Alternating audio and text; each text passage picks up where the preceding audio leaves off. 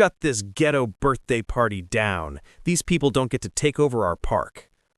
Officer Daniel Crowder didn't walk toward the celebration. He charged, heavy boots thudding across the grass like he was running into a riot instead of walking toward an 8-year-old's birthday. Parents froze. Kids stared. No one believed he was talking about them, but he was. His eyes were locked on the small picnic pavilion decorated with bright blue balloons, Sonic posters, and a folding table covered in chips, juices, and a cake Malik had begged for all year. Nobody even had time to ask what was wrong. With one violent swing of his arm, Crowder tipped the entire birthday table over. The sound was deafening. Plates shattering, juice boxes exploding, chips flying like confetti, and Malik's Sonic cake doing a full flip before smashing into the concrete. The kids screamed. Little Malik, still wearing his birthday hero t-shirt and paper crown, watched his dream cake slide across the ground in a streak of blue frosting. His hands flew to his face, eyes wide, trying not to cry, failing instantly. His mother dropped the stack of napkins she was carrying. His grandmother clutched her chest like the air had been punched out of her. Crowder wasn't finished. He kicked the gift bags next, sending toys skidding across the pavement. A brand new remote control car shattered under his boot, pieces scattering like broken teeth. "Look at this," Crowder shouted loud enough for nearby joggers to stop and stare. "Taxpayer-funded luxury for people who don't contribute a dime." He ripped the string of blue balloons from the pavilion beam and stopped them flat, one by one. Bang! Bang! Bang! Each pop made the kids jump back in terror. Parents scrambled to grab their children. Moms shielded toddlers. A pregnant aunt stepped in front of the stroller. Crowder shoved a stack of chairs aside, sending 2 kids stumbling. "No permit! No reservation! No respect for the law!" Someone tried to speak. "Sir?" Crowder swung around sharply. "Do you want to go to jail today? Because I can make that happen." His partner stood several feet behind him, startled, whispering, "Dan, relax. It's a birthday party." But Crowder didn't hear him or didn't care. He saw only one target now. A tall black man standing near the half-empty streamer roll, frozen in shock. Marcus Green, Malik's father. A man who had never been in trouble, never raised his voice, never asked anyone for anything. He was a quiet, gentle dad who saved for 6 months to give his son the birthday he never had growing up. Crowder pointed at him like he was pointing at a burglar. "You! Hands where I can see them, now!" Marcus blinked, stunned. "Hands where you— Sir, it's my son's birthday. We're not—" Crowder cut him off by stepping into his chest, nose inches away. "You think I care?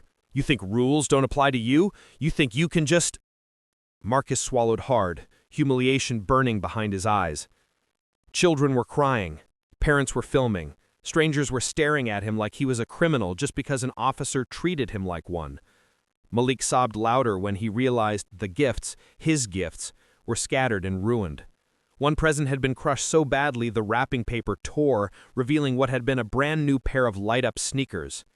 Crowder ripped the streamer from Marcus's hand. "Planning a whole damn block party here, huh?" He shoved Marcus backward. "Bet you didn't even pay for any of this." A mom gasped. Marcus's wife Danielle stepped forward. "Officer, please. He didn't do anything. We have photos. We have the receipts." Crowder stepped toward her too. "Lady, unless you want me to cuff him in front of these kids, you better shut your—" That's when Marcus raised his voice, for the first time, ever. "You don't talk to my wife like that." It wasn't loud. It wasn't aggressive. Just firm, human, protective. But Crowder reacted like he'd been threatened with a weapon. "Oh, you want to play tough?" he hissed. He grabbed Marcus by the wrist. Kids screamed as Crowder twisted Marcus's arm behind his back. Daniel shouted for him to stop. Malik, devastated, terrified, ran toward his father, but Crowder barked, "Get the kid back! This man is resisting!" Marcus wasn't resisting. He was standing still, hands open, face contorted in pain. A grandmother yelled, "He didn't do anything!" A teenager filming muttered, "This is messed up." Another parent said, "Call somebody! Call anybody!" Crowder didn't care. He shoved Marcus down onto a bench so hard the wood cracked. "See?" Crowder announced loudly, performing for the cameras. "This is what happens when you break the law." Break the law for what? For celebrating a birthday? Existing while black in a public park? Marcus looked at the ruined decorations, the destroyed gifts, the terrified children, and something inside him broke. His voice cracked when he said, "Officer, please, don't do this in front of my son." Crowder bent down, whispering mockingly in his ear, "He should learn early who's in charge." That was it. That was the moment every parent watching realized. This wasn't enforcement. This wasn't protocol. This wasn't law. This was cruelty, plain and simple. Marcus sat there cuffed, humiliated, breathing hard, trying to stay calm as Malik cried into his mother's leg, begging, "Make him stop. Mommy, make him stop." Danielle grabbed her phone with shaking hands. She didn't call a neighbor. She didn't call local police. She scrolled to a contact almost no one knew she had, a number she had sworn she'd never use unless the world was on fire. And today, her world was. She pressed call. The line rang once. Then a powerful voice answered. "Danielle, is everything all right?" Her reply was soft, trembling but steady. "Sir, they slammed Marcus. They destroyed Malik's birthday. We need your help." There was a pause. Then, "Stay where you are. I'm sending a team, now." Officer Crowder had no idea who Danielle Green had just called. He didn't notice her step away from the chaos, her hands trembling so violently she almost dropped her phone. He didn't notice the way the color drained from her face when she whispered, "Please, hurry." He just kept performing, barking orders, puffing his chest, tightening Marcus's cuffs like he was trying to leave marks. Because in his mind, this was just another day, just another family he thought he could intimidate, just another situation where nobody powerful was going to step in and stop him.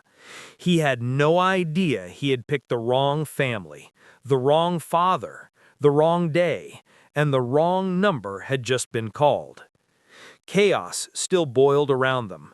The park, once alive with balloons and kids' laughter, now felt like a crime scene. Kids clung to their parents, sobbing. Malik was the worst of all. His paper birthday crown bent, his cheeks streaked with tears, his small hands trembling as he tried to pick his cake off the ground, as if he could put it back together. "Daddy," he whispered, voice cracking. Marcus, cuffed and bent over the splintered park bench, closed his eyes tightly, fighting back tears of his own. He wasn't a violent man. He wasn't a criminal. He wasn't resisting. He was a father, trying not to break in front of his son. "Officer, please," Marcus began, his voice thick. Crowder yanked his arm. "Save it," he snapped. "People like you always play the victim." "People like you." The words sliced through the air. Parents gasped, phones recorded.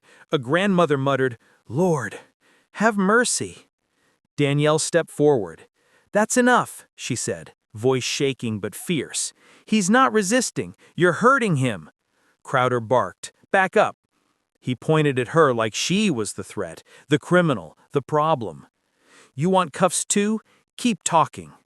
Danielle's body stiffened, because she knew, deep down, if she didn't make that call, if she had waited, her husband might not have gone home that day. Crowder's partner tried again. "Dan, we should slow down," Officer Perez whispered. "This isn't, it's kids. It's a birthday party." But Crowder rolled his eyes. "You go soft, Perez, and they'll walk all over you." He jerked Marcus upright, like he was a sack of grain. Perez inhaled sharply. "This is going to look bad." Crowder smirked. "Let it look bad. Our captain will back the report." Then, louder for the cameras, he yelled, "This man is under investigation for suspicious activity." Parents gasped again. "What activity?" one shouted. Crowder snapped back, "None of your business." Perez winced. He knew they had nothing. No complaint, no suspicion, not even a noise violation. Just bias, just ego, just cruelty. Malik made a sound nobody could ignore. He wasn't crying anymore. He was wheezing, hyperventilating, a sound so small and sharp it cut through every other noise. Danielle spun around and dropped to her knees beside him. "Baby, baby, breathe. Look at mommy, okay? Breathe." Malik clutched his chest, his shoulders rising and falling fast. A panic attack. At 8 years old, because an officer destroyed his birthday. Parents crowded around trying to help. "Call an ambulance! Give him space!" Crowder didn't even look. "He'll be fine," he muttered. "He's faking it." Perez snapped. "Dan, stop!" But Crowder was too deep in his own arrogance to hear anything except himself. Danielle's phone buzzed. 3 minutes had passed since her call. 3 minutes that felt like an hour. She pulled her phone out again, hands trembling. A message appeared. "Team en route. ETA 42 seconds." Danielle blinked. 42 seconds? She turned her head even as another text appeared. "Do not panic them. Do not escalate. Stay exactly where you are." Her heart thudded. She looked across the park. Joggers, dog walkers, picnic families. Everyone seemed normal. And then, a flicker of movement. At first she thought it was her imagination. Someone in a dark suit near the parking lot. Then another stepping out from behind a lamppost. Then 2 more near the tree line. And then 5 black SUVs rolled into the parking lot at the exact same time, silent like shadows. Crowder didn't turn around. Perez did. His hands fell to his sides. "Dan, what did you do?" Crowder scoffed. "What, Perez? You scared of moms with cameras?" "No." He swallowed hard. "I'm scared because those aren't moms, and those aren't cameras." Crowder finally turned and froze. The park shifted. It wasn't obvious at first. The way people suddenly stepped aside, the way joggers changed direction, the way families got up and moved their picnic baskets without being asked. Crowder's brow furrowed. "What the?" Then he saw it. 10 men and women in suits, black suits, dark glasses, badges clipped to their belts, moving in formation. Fast, silent, deliberate. Not police, not state, not local. Federal. Crowder's hand dropped instinctively to his Hollister. Perez grabbed his arm. "Don't you dare," he hissed. Danielle stood up slowly, holding Malik, who was still shaking. Her voice was barely above a whisper. "They're here." Crowder sneered. "Who? Child Protective Services? Great, they can take the kid while I take the dad." No one answered. Then a woman in a navy suit stepped forward. Her voice carried like a blade. "Officer Crowder, step away from the detainee." Crowder laughed. "Who the hell do you think you—" Then he saw her badge. His mouth hung open. Parents gasped. Perez stepped back 3 whole feet because the badge said, "United States Secret Service, Assistant Director." Crowder's face went white. His voice broke. "What? Wait! Secret Service! Why are they—" The woman didn't let him finish. "Step away," she repeated. "From Director Green's husband." Silence exploded through the entire park. Every camera zoomed in. Every parent's jaw dropped. And Officer Crowder? He stopped breathing. Lieutenant Sarah Mitchell didn't calm down after the first explosion of rage. She escalated. And the families at Lincoln Park watched their children shrink behind them, trembling. Because what started as humiliation was turning into something far darker. Marcus, the birthday boy, stood frozen beside the remains of his Spider-Man cake, frosting splattered across his shoes like blood from a crime scene. His little chest rose and fell in fast, panicked breaths. His paper birthday crown, bent from the fall, hung off one ear.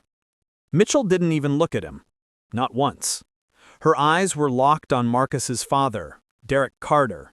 And the fire inside her was building like a storm about to take out the whole world around it. "You," she barked, marching toward him, finger out like a weapon. "Step away from the table, now." Derek raised both hands immediately, not in defiance, not in challenge, but in instinct. A father's instinct. A black man's instinct. Hands up first, words second. Survival always before pride. "Lieutenant, please," he said carefully. "This is a kid's birthday party. We reserved this space. No one is—" "Don't talk back to me!" she screamed, loud enough that 2 nearby toddlers burst into tears. Parents scrambled to pick up their kids and retreat behind trees. They knew the look in Mitchell's eyes. Every community had seen a cop like her. A cop who enjoyed fear. A cop whose badge was more costume than oath. Her boot crunched down on a smashed present as she closed in. "You think you can use public property without permission?" she spat. "You people don't get to take over a park like it belongs to you." She said "you people" with her whole chest. No shame, no hesitation. Derek's jaw tightened, but he didn't move. He didn't dare. His wife, Lisa, stepped closer and grabbed his arm with shaking fingers. She wasn't scared for herself. She was scared for him, for their son, for how quickly a moment like this could become a tragedy the news would argue about for 2 weeks and forget. "Ma'am," she tried to say, "we filed the paperwork. We have emails. She spun on her. "Oh, I'm sure you do. Print it out on that welfare computer of yours.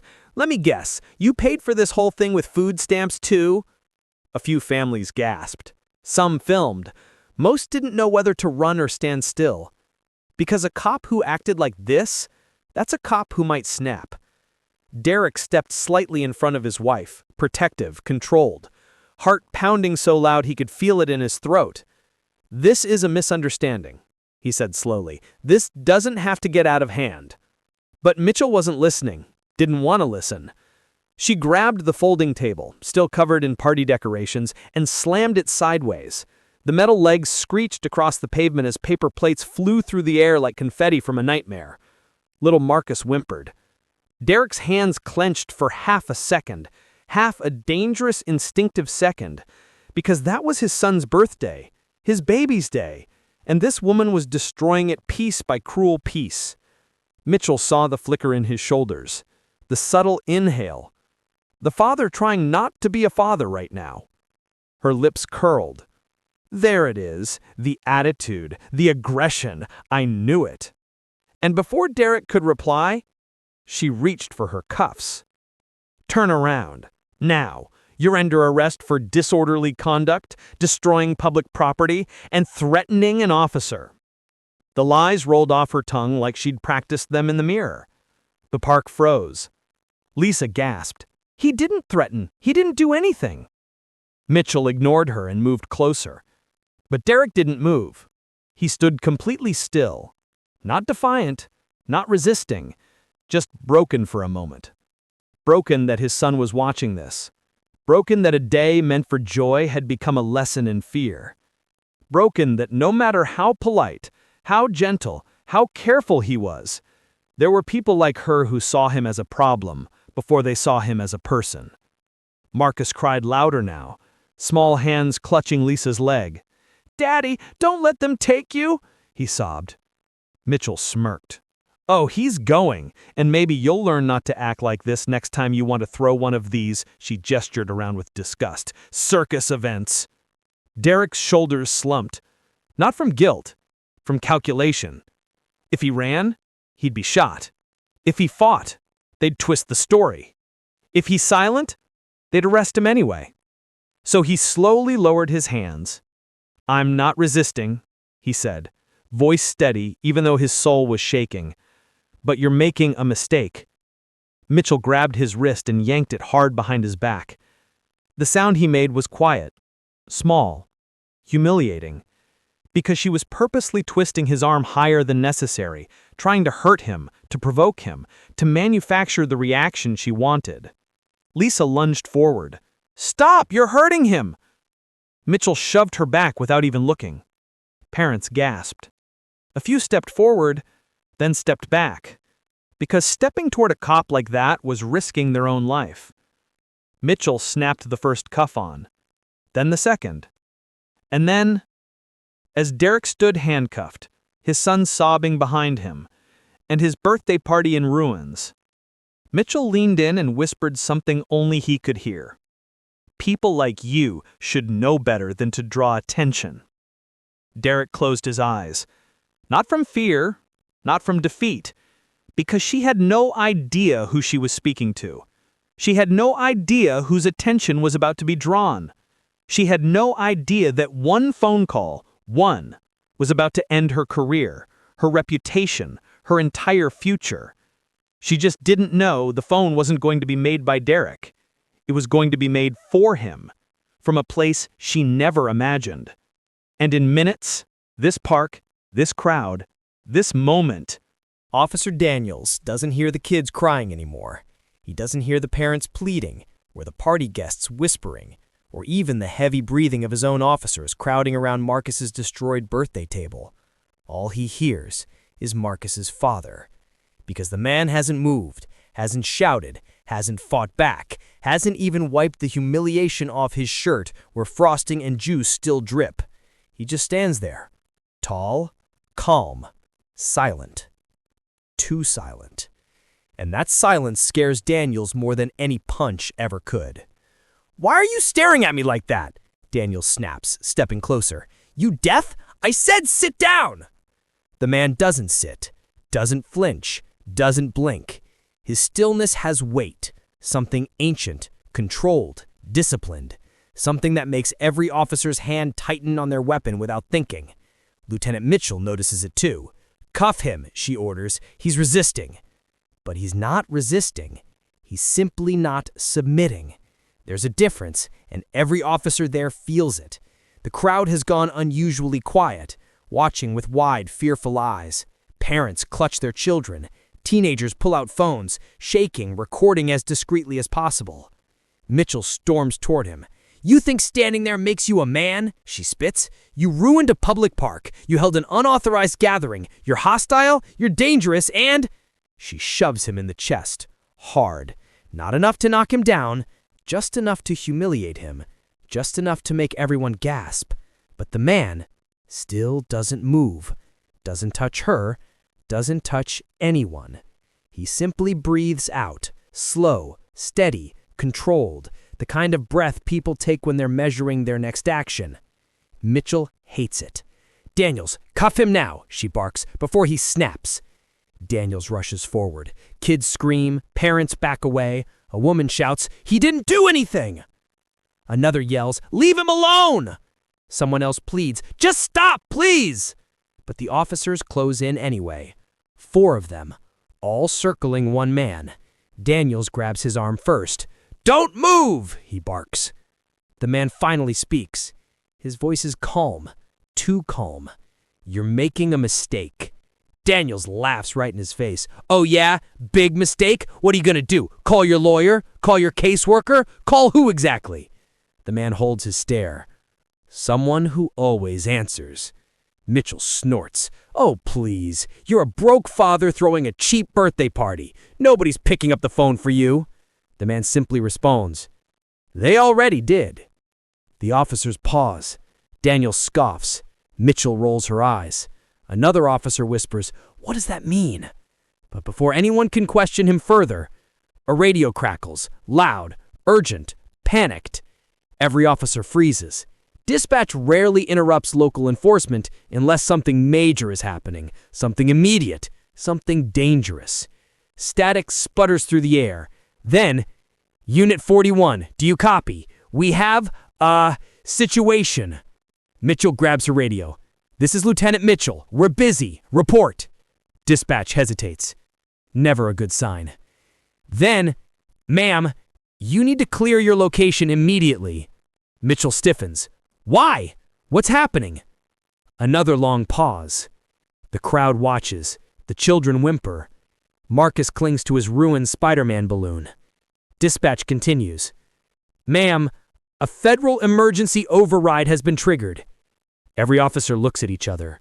Federal override? Here? For what? Mitchell's pulse kicks into overdrive. "Override from who?" she demands. The next words nearly knock her backwards. "Ma'am, the call was from the White House." Gasps erupt across the park. Parents freeze. Teenagers lower their phones in shock. Even Daniels blinks hard, looking at the man they've been trying to cuff. Mitchell presses the radio closer. That can't be right. Verify. Caller was authenticated through triple-level clearance. Repeat, triple-level clearance. Code confirms a direct contact from the White House Chief of Staff. The officers stare at the man. He hasn't moved, hasn't reacted, hasn't even blinked. Mitchell's brain races. Why would the White House be calling about a birthday party?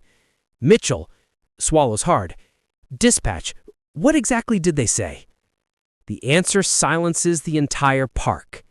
They said, and I quote, "Tell those officers to stand down immediately.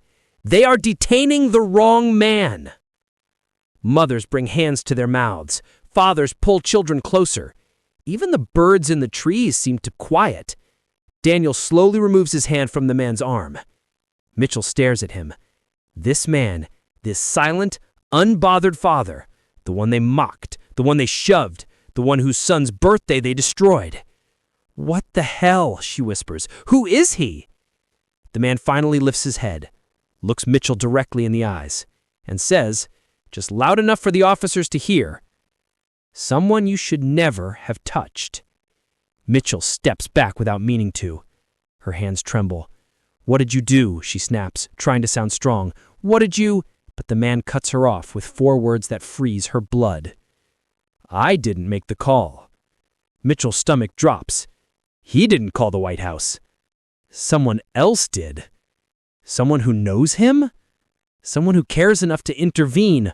Someone powerful enough to override local law enforcement instantly? The officers recoil like they've seen a ghost. Meanwhile, Marcus's ruined cake drips onto the concrete, torn decorations flutter in the wind, and the man stands calmly in the middle of the wreckage.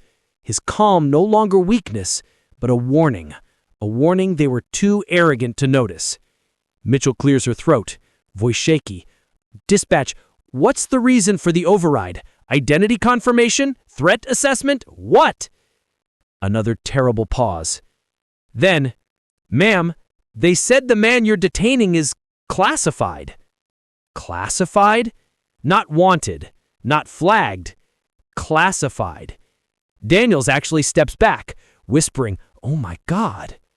Mitchell feels her entire career, every promotion, every badge, every ounce of authority, slipping through her fingers. "What level of classification?" she asks, barely whispering. Dispatch answers, "Ma'am, they said he outranks you." Everyone turns to the man. He doesn't smile, doesn't taunt them, doesn't rub it in. He simply waits. Calm, steady, silent. More officers from across the park arrive, surrounding the area, but not to help Mitchell. They're confused, nervous, already sensing they've walked into something far above their pay grade. Mitchell forces her voice to stay steady. "You need to tell us who you are." The man looks down at Marcus, who stares up at his father like he's suddenly glowing. Then he answers, "Not me." He looks at the officers. "My name isn't the one you should worry about." Mitchell frowns. Then who's, the man finishes quietly, the person who's coming? Silence. Then a low rumble. Distant. Growing. Sirens? Engines? No. Something heavier. Something official. Something federal. The crowd begins backing up instinctively. Mitchell's confidence cracks. Daniels whispers, "Lieutenant, we need to leave. Because whatever is coming isn't coming to help the cops. It's coming for them." The ground vibrates before the sound reaches the park. It starts as a low hum, barely noticeable under the distant chatter of families and the rustle of late afternoon wind. But then it grows, deepens, thickens, like the air itself is bracing for impact. Children stop crying. Parents look around, confused. Even the birds perched on the pavilion beams scatter all at once, taking off in frantic bursts of wings. Lieutenant Mitchell feels the vibration under her boots first. Her stomach drops. "That's not police," Daniels murmurs. "No, it isn't. It's heavier, thicker, sharper. The kind of engine that belongs to motorcades, not patrol units." Mitchell's hand trembles around her radio. "Dispatch, we have incoming vehicles. Identify." Dispatch responds instantly, too quickly, too tightly, as if they've been sitting on edge waiting for this exact moment. "Lieutenant, do not interfere with the incoming convoy. Repeat, do not interfere." Convoy. That word alone makes every officer stiffen, because local cops don't get convoys. Presidents do. Cabinet members do. Intelligence agencies do. People with power beyond anything a lieutenant like Mitchell will ever touch. And then, they see them. Out from the curve of the hill, emerging like shadows breaking into sunlight, 3 black SUVs. Matte, unmarked, government grade. Behind them, 2 motorcycles, black helmets glinting. Flanking them, another pair closing in tight formation. A full protective escort. Parents gasp. Kids start whispering. "Oh my God, who are they for? Is that Secret Service? No way. Mom, what's happening?" Mitchell feels every hair on her arms rise. The SUVs pull into the park with terrifying precision, one stopping at the path's entrance, another blocking the exit, the third gliding to a perfect halt directly in front of the pavilion, right in front of Marcus's ruined birthday table. Engines cut. Silence falls so hard it feels physical.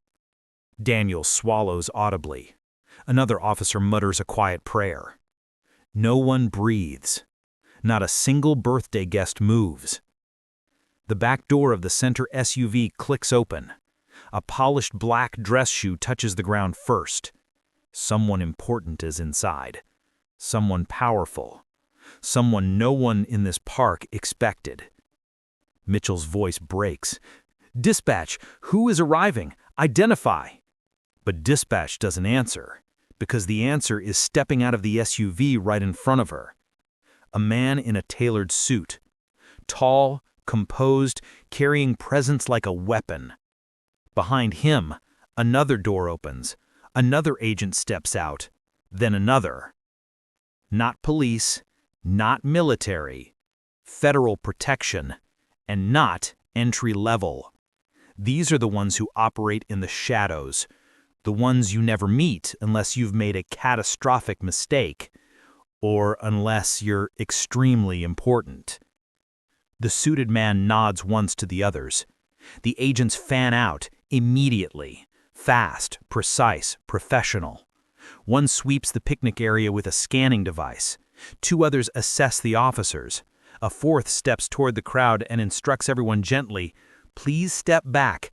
You're safe. Do not interfere." Marcus's father still hasn't moved. He stands exactly where he stood when the officer shoved him. Marcus clings to his side, his small hand wrapped around 2 ruined balloon strings. And for the first time since the confrontation began, every officer in that park looks small.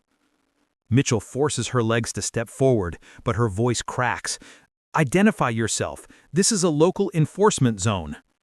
The suited man holds up one gloved finger. Just one. Mitchell stops mid-sentence. He steps past her without acknowledging she exists, straight toward Marcus's father. Then something happens that no one, not one parent, not one police officer, not one kid will ever forget. The man in the suit stops 2 feet from Marcus's father. Then he lowers his head.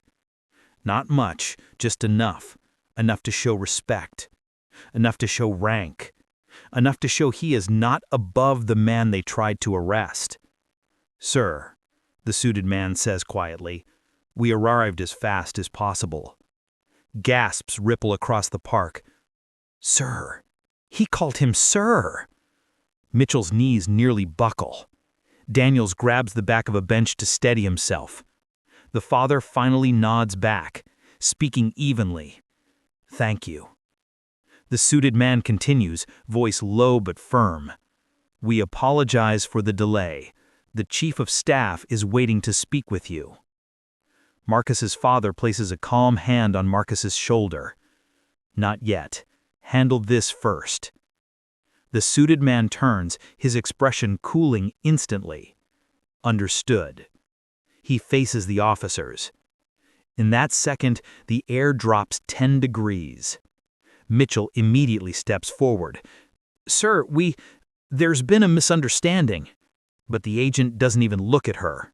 He looks at Daniels, at the officers behind him, at the destroyed birthday table, at the crushed gifts, at the cake smeared in the dirt, at Marcus's trembling chin as he tries to stand bravely like his father. He sees everything. Then he steps forward, drawing a small tablet from his inner jacket with gloved precision. "Line up," he orders. Mitchell blanks. "What?" He doesn't repeat himself. Another agent taps the hilt of a holstered weapon, just enough threat to make the officers obey. Mitchell, Daniels, and the others line up. The parents watched in stunned silence. The agent swipes across his tablet. Their names appear instantly. Every officer's personnel file, every complaint, every reprimand, every body cam incident. Lieutenant Sarah Mitchell, you assaulted a civilian without cause, destroyed property, initiated an unlawful dispersal, interfered with a federally cleared individual. He steps closer. Turn in your badge. The entire park gasps. Mitchell's throat closes. You can't just... But he's not listening. Sergeant Daniels. Daniels flinches. You participated in unlawful detention, failed to de-escalate, and threatened a minor. Daniels' mouth opens, but no sound comes out. Badge. Now.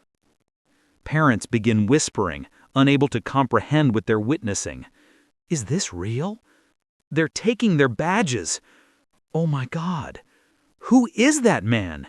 He must be somebody huge. The agent isn't done. One by one, he calls each officer out. Each badge hits his gloved hand with a faint, pathetic clink. Mitchell breaks. This is insane. Who is he? What authority does he even have? The agent turns slowly, like he's about to end her entire world. You don't have the clearance to ask that question. Mitchell's face drains of color. The agent pockets the badges, then he turns back to Marcus's father.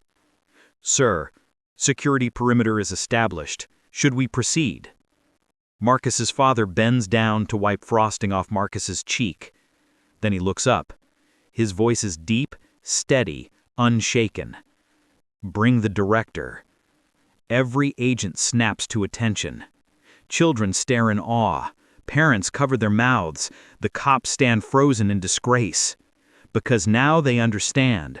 Whatever happens next will rewrite their entire lives, and they have no power to stop any of it. For a moment, the entire park forgets how to breathe. Bring the director. 2 words. Just 2. But they hit the officers like a wrecking ball.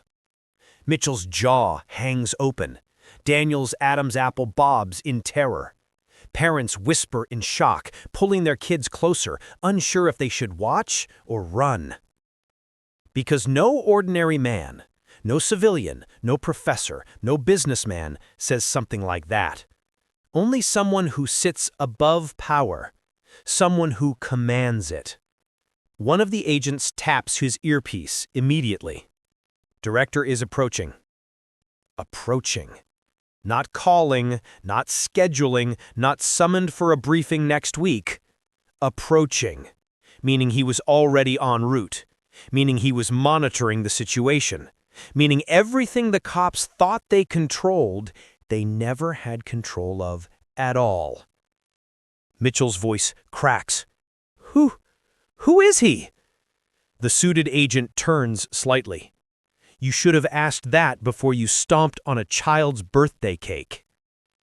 He doesn't say it loud. He doesn't have to. The humiliation is lethal enough, whispered. Mitchell can barely swallow. Marcus's father picks up a crushed Spider-Man decoration, brushes dirt off it, then hands it back to Marcus with a gentle smile. Everything's okay, buddy. Don't worry. The contrast is jarring. This man is calm, composed, not rattled, even after being shoved, mocked, humiliated. Marcus looks up at him with wide eyes. Dad, who's the director? Someone who cares that you're safe, he replies softly. And somehow, that's the only answer Marcus needs. The agents expand outward, forming a perimeter. No yelling, no chaos, just quiet, terrifying professionalism. One checks rooftops, another scans the crowd, two more study the officers as if deciding which ones are still a threat. The parents whisper among themselves. He said director like he knew him. This is insane. What kind of man needs agents like this?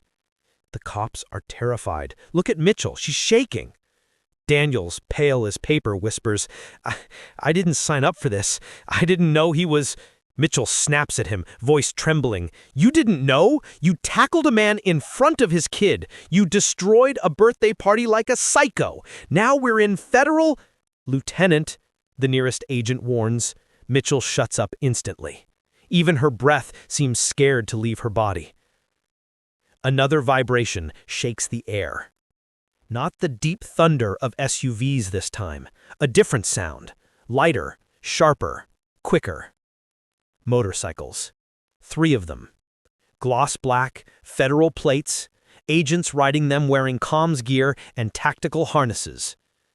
Behind them, one final SUV. Just one.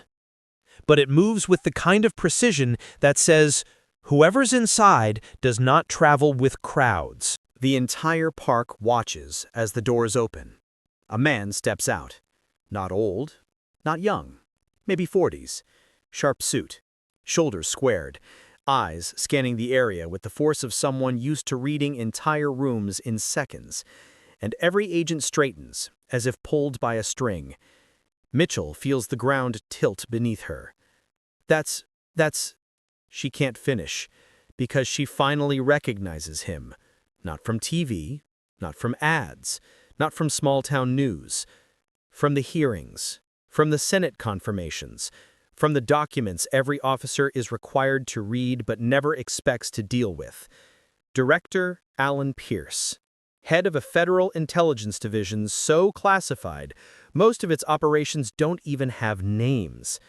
The man whose signature can start or stop the kind of investigations that end careers, topple agencies, and burn police departments to the ground. And he's walking directly toward Marcus's father. Mitchell's stomach rolls. No, this can't be happening. But it is. Clear as daylight, recorded on every parent's phone, already hitting social media in real time. The meeting. Director Pierce approaches the pavilion. Parents part like water around him. Kids stand back in awed silence. He stops in front of Marcus's father. Then he does something that makes every cop's career flash before their eyes. He reaches out and pulls the father into a firm, respectful embrace. Elias, he says, voice steady, are you and Marcus okay? We came as soon as your alert went out. Elias. They know each other. And not casually. Mitchell's heart slams against her ribs. Elias. Nods. We're okay now. Pierce kneels, actually kneels, so that he's eye level with Marcus. Hey, champ, he says gently, I heard you had a birthday party today. I'm sorry it got ruined. The boy sniffles. It wasn't ruined, just a little messed up. Pierce smiles warmly. We're going to fix that, I promise. The parents watching nearly melt. Mitchell nearly faints. The shift in power. Director Pierce stands and finally turns toward the officers. The temperature drops again. You laid hands on a federally protected civilian. You verbally assaulted him, destroyed his property, and attempted to detain him without cause. Mitchell tries to speak, tries to salvage her career, tries to crawl out from underneath the avalanche she started.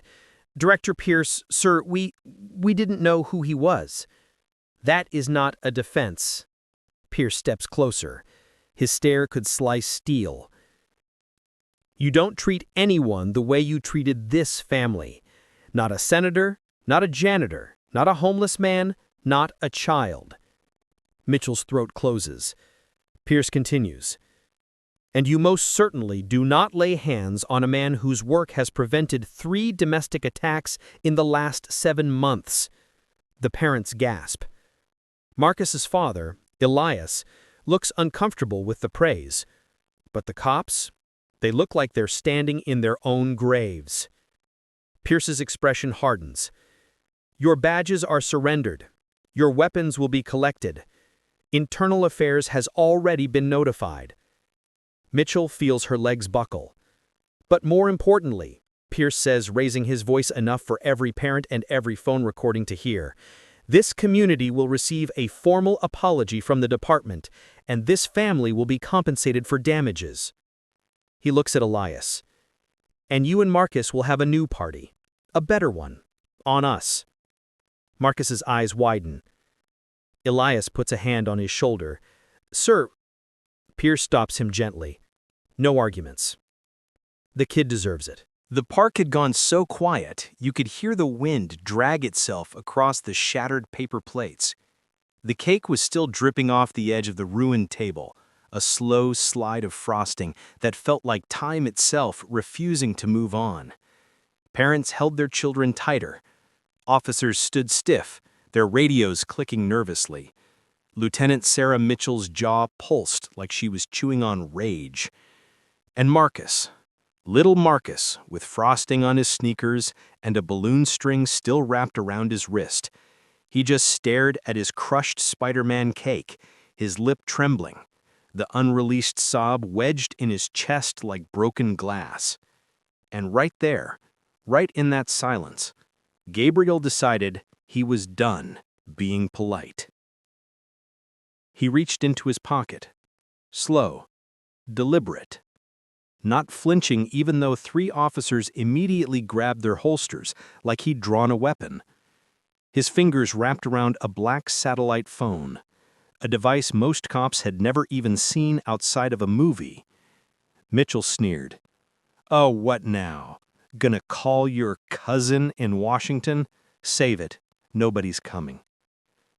Gabriel didn't even look at her. He pressed one button. 1. And held the phone to his ear.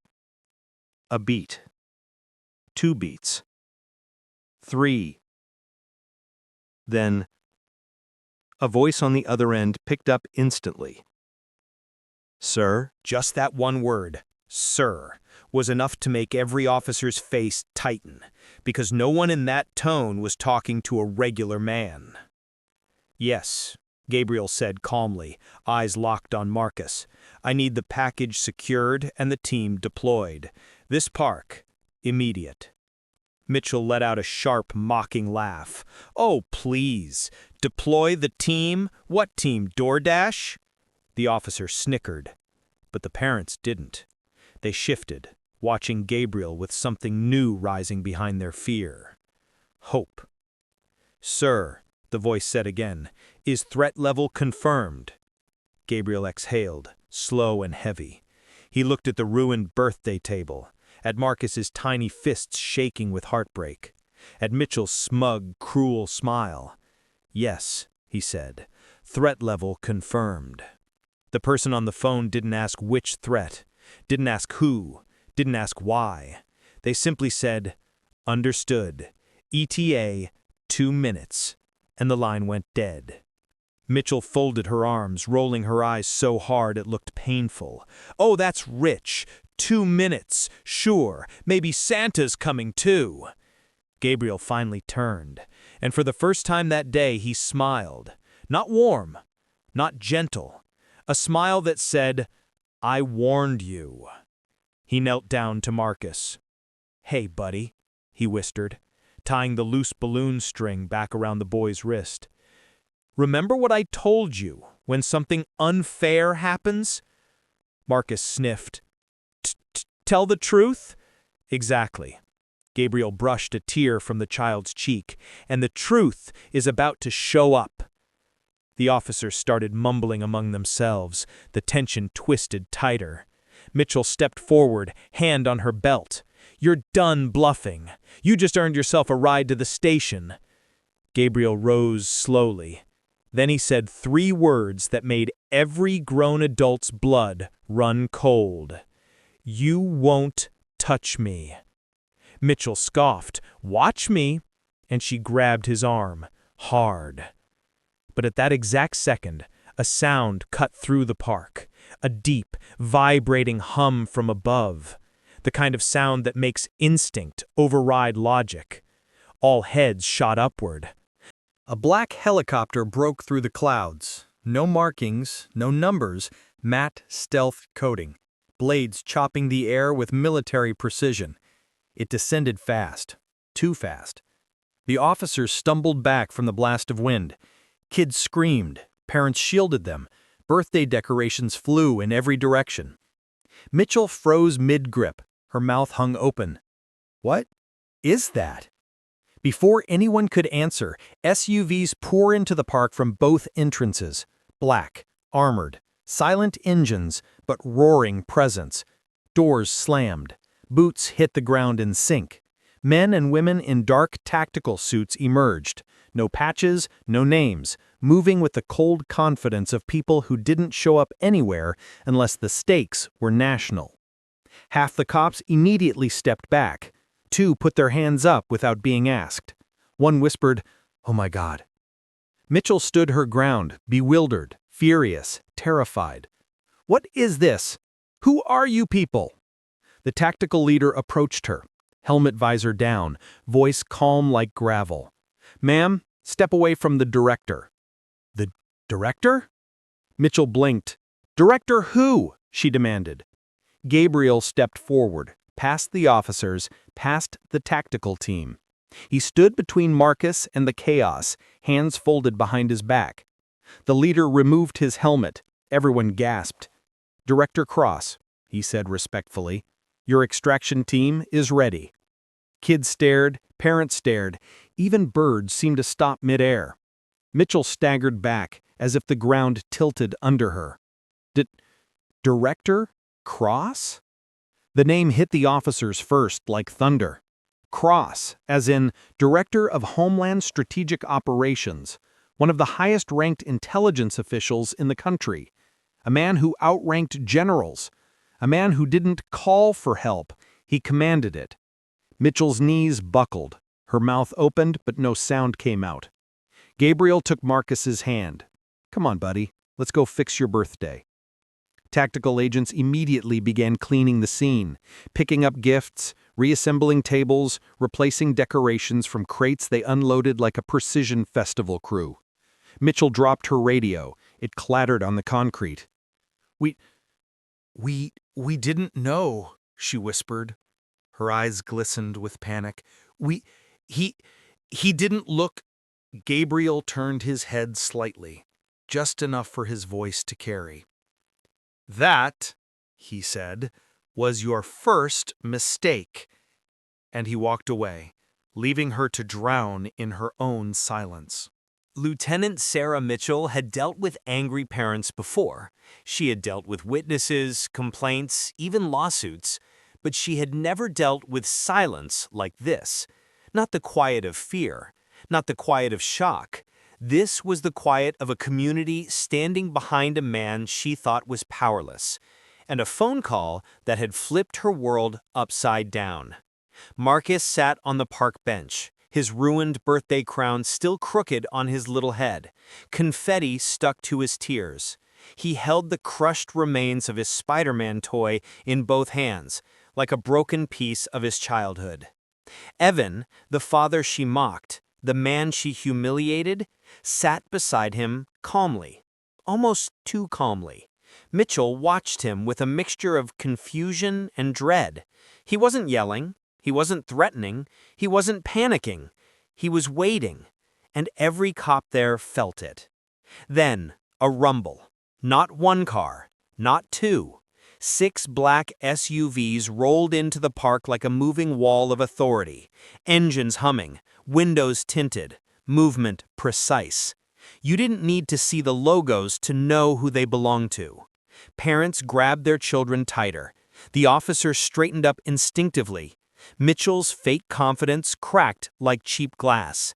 The SUV doors opened in sync, and out stepped White House personnel, Secret Service, Executive Office staff, 2 senior advisors, a federal security liaison, and in the middle, the First Lady of the United States. Not a spokesperson, not a representative, the First Lady herself. Her presence froze the entire park. She wasn't surrounded by cameras. She wasn't giving a speech. She wasn't here for optics. She was here for Marcus. Her eyes went straight to the boy, and Mitchell's heart slammed against her ribs. The First Lady walked directly toward Evan and bent down, not to the officers, not to the crowd, but to Marcus. "Sweetheart," she said softly, brushing confetti from his cheek, "I'm so sorry you had to go through this." Marcus blinked up at her, stunned into silence. She looked at the smashed cake scattered across the pavement, the torn piñata, the flattened gift bags, the toppled decorations, the boot marks. Her jaw clenched. Then she stood, turned, and faced Lieutenant Mitchell. Her voice was quiet, but quiet in the way a storm is quiet right before it rips a city in half. "Lieutenant," she said, "would you like to explain why my godson's birthday party looks like a riot scene?" The entire world fell away. Gasps, murmurs, a phone hitting the ground somewhere. Mitchell's lips trembled. I didn't know we were told. It looked like." The First Lady held up a hand. She wasn't interested in excuses. "You destroyed a child's birthday party. You frightened families. You humiliated a father, and you did it," she stepped closer, "because you thought they couldn't fight back." Silence suffocated the air. "But you picked the wrong family." Mitchell's eyes widened. "Ma'am, with respect, we believed they were unauthorized." "Save it." That one phrase was colder than winter. The senior Secret Service advisor walked up behind the First Lady and addressed the officers directly. "Effective immediately, Lieutenant Mitchell is placed on administrative leave pending federal misconduct review. All officers involved will surrender badges and weapons until further notice." A collective inhale rippled through the crowd. Mitchell staggered. On what grounds?" The advisor read from a tablet. "Illegal disruption of a permitted event, unlawful destruction of property, excessive force, child endangerment, and discriminatory conduct." Mitchell's knees nearly buckled. The First Lady wasn't done. She stepped closer until they were face to face. "You didn't just ruin a birthday," she said.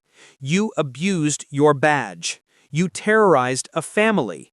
And you did it loud enough that the White House heard you."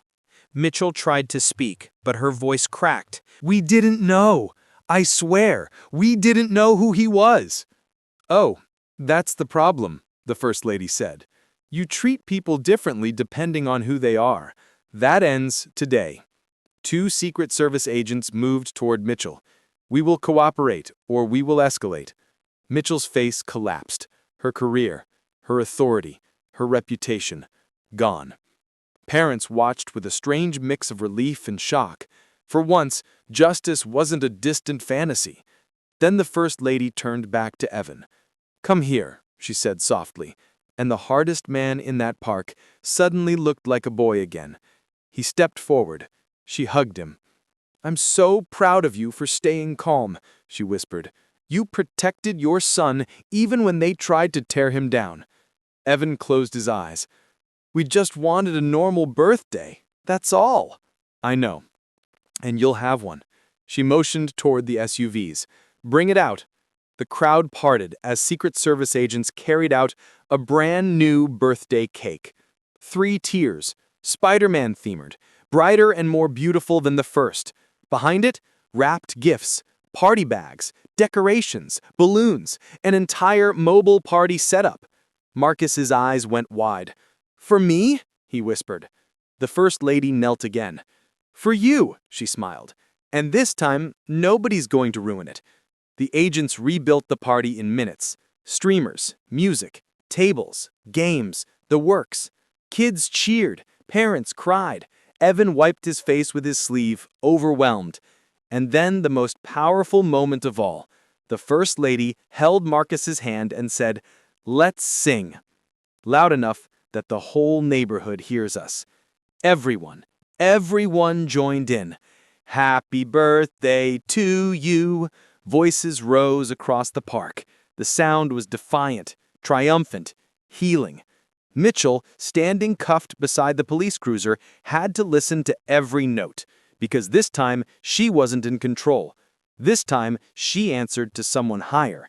Not the First Lady, not the government, the truth, the witnesses, and the community that refused to stay quiet.